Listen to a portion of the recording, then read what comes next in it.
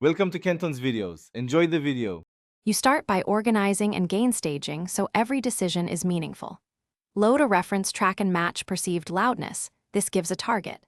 Then name and color code channels and route instruments to buses, drums, bass, synths, vocals, so you can process groups. Use the channel gain knobs and trim to get peaks around -6 to -3 dB. This prevents clipping and preserves headroom. Once done, save a version and move straight into balancing levels. You now focus on balance and shaping. Start with rough fader levels and panning to establish width, then refine levels again because panning changes perception.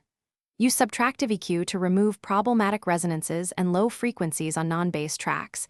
This clears mud and creates space. Apply light compression on buses to glue elements.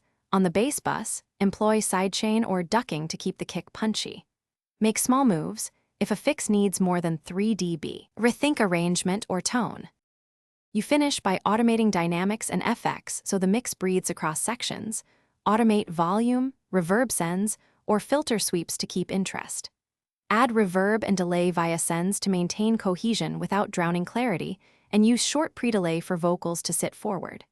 Do a final mono compatibility check and aim for roughly -14 to -10 LUFS before mastering.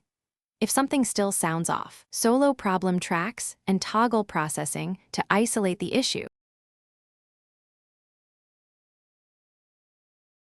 Thanks for watching. Consider subscribing if we helped you.